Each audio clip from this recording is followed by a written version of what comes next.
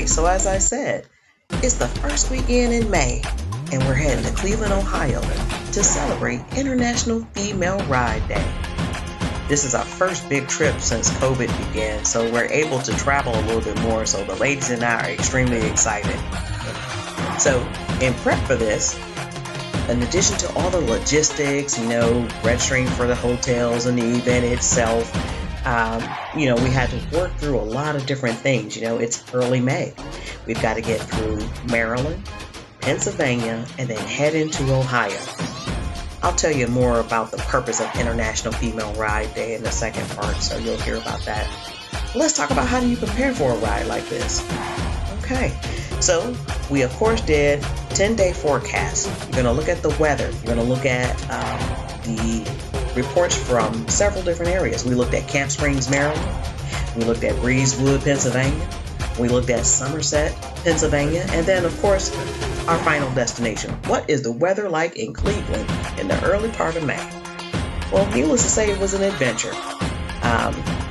But of course, in prep for all of that, you have to continue to monitor those things to ensure that you really want to attend these events in this time of the year. That way you all are safe, right? You have to make a decision. So we had a Zoom meeting. We talked about all the additional logistics. Hey, ladies, how do you feel about this ride? This is what the temperature looks like. And you want to get a feel for what the group really is willing to commit to. All right, so we confirmed the fact that all of us wanted to attend. We all had the appropriate gear in order to manage the ride. We discussed the route. We talked about the logistics. We understood who's leading what and how we're getting through, and also came to an agreement about how we're managing the gas stops. Extremely important when you're on these long trips. Okay, so on the day of the trip, it's about 57 degrees in Maryland. It's going to drop in Pennsylvania about 45 or so. And then when we arrive in Cleveland, it's projecting to be about 45 as well. It'll still be daylight when we get there, but the trouble spot came in when we arrived in Pennsylvania. They were expecting rain. And then we found out when we hit Breezewood, they were also expecting high winds. Okay, so what do you wear? Everything. Simply everything, I'm telling you. So I'll just describe to you what I have because we all got different needs, right? All right, so I wore thermal pants and shirt. I had heated lined pants. And I also put on my Kevlar leggings on top of all of that. Okay. For my top, of course, I had on my thermal top and my FXRG Harley Davidson jacket, which of course had all the 3 layers in there to keep my body warm. In my saddlebag, I had chaps and I also had my rain gear. Okay. So on the day of the trip, I'm going to tell you 2 things. When you look at the weather, there's a couple things you know. 1, you can't put it on if you don't have it with you. And 2, it's too late to warm up once you've already gotten that chill in your bones. It takes a little bit longer. So if you don't want to spend a lot of time at the gas stop trying to warm up, put the stuff on. Put the stuff on because you know the temperature is going to drop. There's no need in trying to put it on a gas station once you're already at the next gas stop. It's a waste of time. People don't tend to like that, so you get going. So you wear all of that stuff and you just unzip if you need to. Now you'll see in the footage here, we're riding through the Pennsylvania mountains a little bit before we got into Breezewood, and we had to switch gears because right at when we hit Breezewood, we discovered it was raining in Somerset. So we went on ahead, put on that rain gear, and I didn't do any filming at that point because it's about either safety or footage. I chose safety. So there's no filming in the wind and the rain. I can just tell you this, it was a challenge. We made it through. It wasn't complicated, but you have to be a little skillful and trust your skills in order to get through those kinds of mountains in the wind and rain. But we did it. So we arrived, and now here we are at the day of the event. We're at International Female Ride Day. Now, what is International Female Ride Day? Great question. This is Cleveland. It's not international, right? Well, this is one event of many. International Female Ride Day was created by a lady that's out of Canada. Her name is Vicki Gray.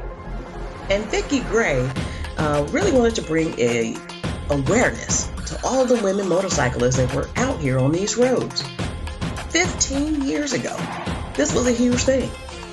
Now it's pretty obvious that we are here. We are in existence. Ladies are riding. We've got young ladies through grandmothers riding motorcycles out here.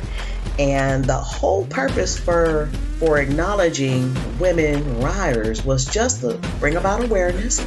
It was just to ride your motorcycle. You didn't need a special event or anything, just ladies on the road. That's all she wanted.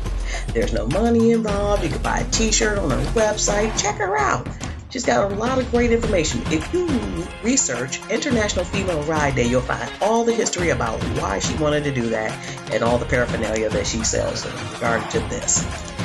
Well, the ladies decided that they really wanted to go to Cleveland to attend this particular event. And so we got on the road and decided to go. Now, this event was well organized. They had police escorts. The ladies that were directly involved with the overall logistics for ensuring that the ladies had hotels and that everything was all taken care of was fantastic. You don't have to attend these larger events, but you can.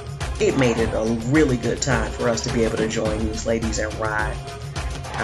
I can tell you that when you look on Vicki Gray's websites, you can see her on Facebook, you can see her on her websites. There are ladies, when I say international, all over the world posting up pictures honoring women motorcyclists. And I can tell you, that's a thrill for me.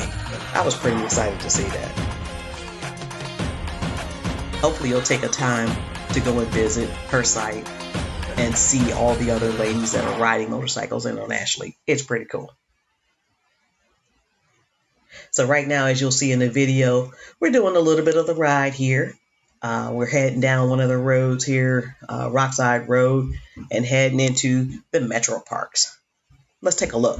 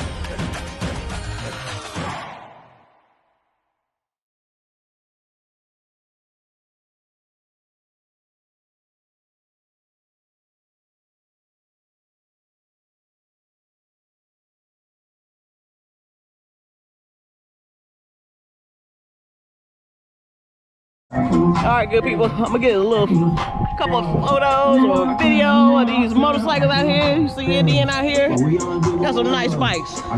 These ladies came out hard and strong, and there's a lot of brothers out here supporting them. A few hundred ladies doing their thing. Some of them broke off already. You know, people got stuff to do. You know, it is what it is. We out here at, look like Johnny K's Power Sports. I'm not too familiar with it, but it is what it is, right? Somebody know what this spot is. I suppose it's important to somebody. But, yep. A whole bunch of motorcycles, good footage, good ride. Shout out to Cleveland and the state of Ohio who took care of us out here on that ride. It was banging. Not gonna lie, it was banging. Came out, it was about 46 degrees this morning. Layered up a little bit, put some chaps on and some thermal underwear, and rolling at 15 miles per hour, you ain't getting too cold. So it's nothing. So, all right, everybody. It's MrsShortyRock International Female Ride Day 15th annual anniversary. Shout out to Vicky Gray.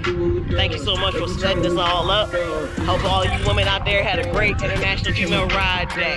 Alright, got any questions? You know what to do, people. Drop that stuff in my saddlebag. Otherwise, enjoy the day, enjoy that footage. Later.